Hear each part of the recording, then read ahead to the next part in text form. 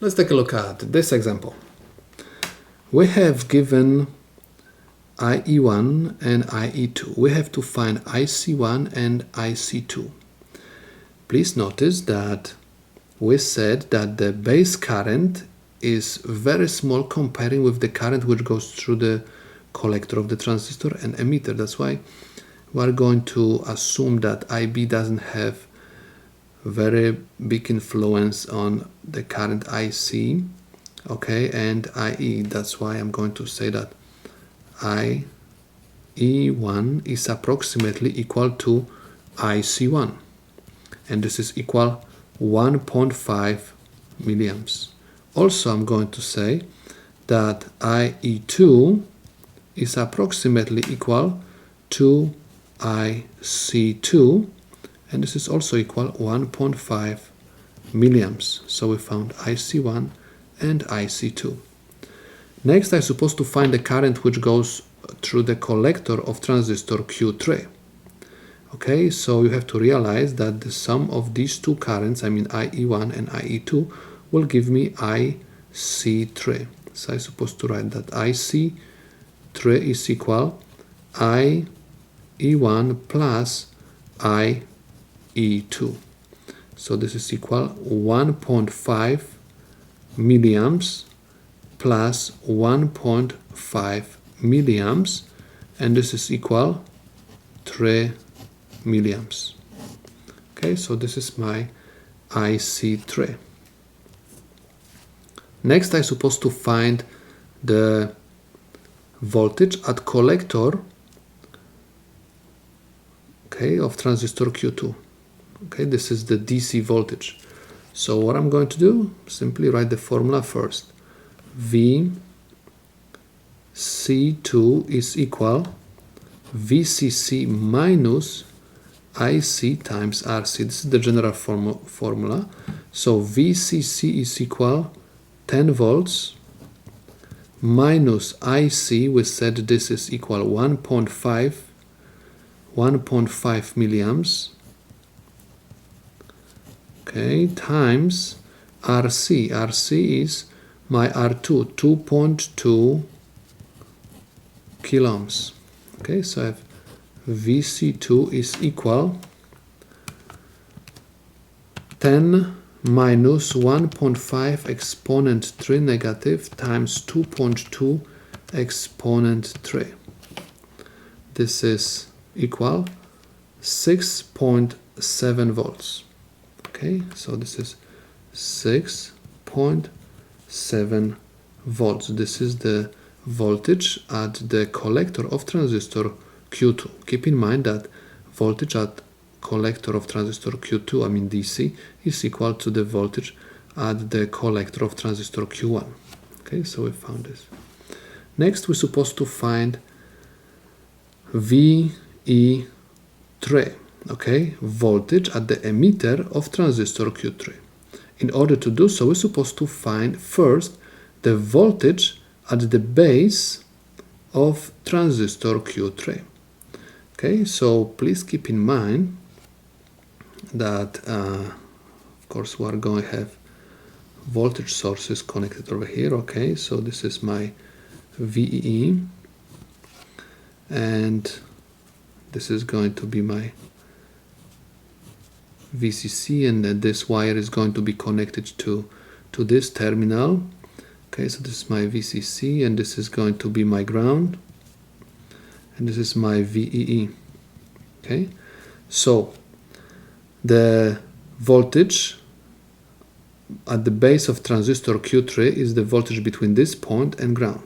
So this is also the voltage across resistor R4, and this is voltage between this point and this ground, because this ground is the same ground over here. Okay, so what I can do, I can write that VB3 is equal, you're supposed to use KVL. Okay, so the current, let me just explain you one more time. The current is going to go through the ground. From the ground will go to the resistor. From the resistor will go through the diode. Keep in mind that the base current is very low current, okay, has very small value comparing with IC and IE. So majority of the current which will go through resistor R4 will flow through the diodes, and very small value of current will go to the base. Okay, so I would say that the current is going to enter the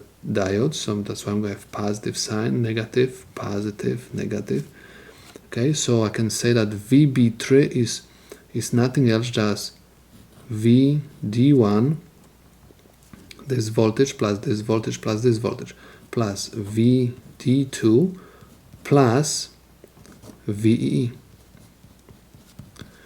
So I have VD1, I assume this is 0.7 volts, so I have 0.7 volts plus 0.7 volts plus negative 10 volts.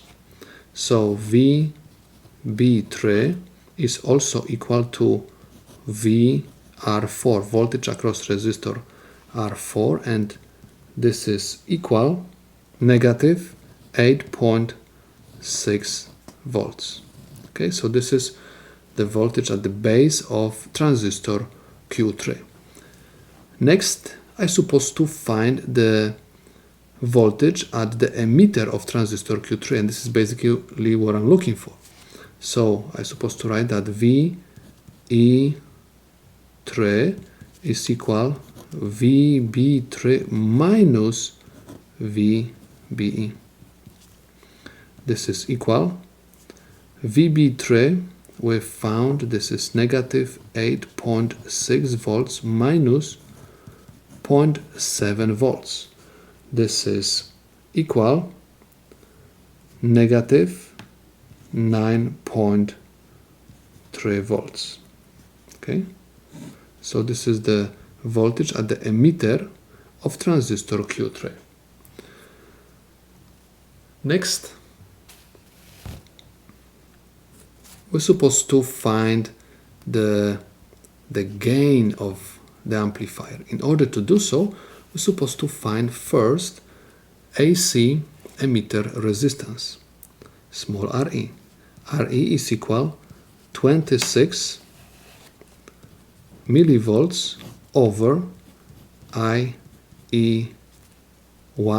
or IE2, okay?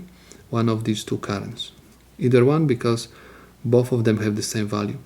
So I have 26 millivolts over IE1, which is equal 1.5 milliamps. This is equal 26 exponent 3 negative divided by 1.5 exponent 3 negative. This is 17.33 ohms. 17.33 ohms. This is my AC emitter resistance. So in order to find the gain, you're supposed to just realize that we are talking about the single-ended input and differential output. So the formula for gain, for the differential gain, AD is equal RC over small re, where RC is equal 2.2 kilo ohms. So I have 2.2 kilo ohms over small re, 17.33 ohms. This is equal 2.2 exponent 3 divided by 17.33. This is equal 126.94, and this is my differential gain of my amplifier.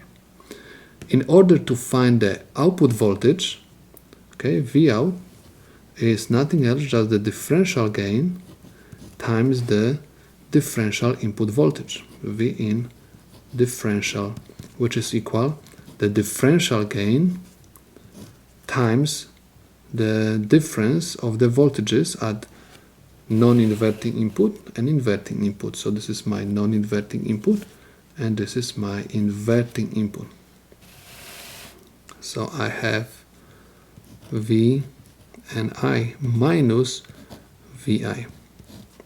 So this is equal differential voltage.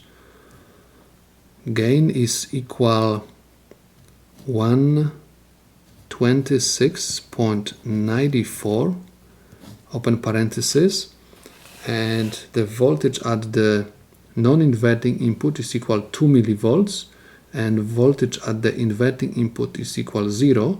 So the difference is simply 2 millivolts peak, okay? Because 2 millivolts minus 0 is 2 millivolts. So I'm going to write over here 2 millivolts, of course, peak. This is equal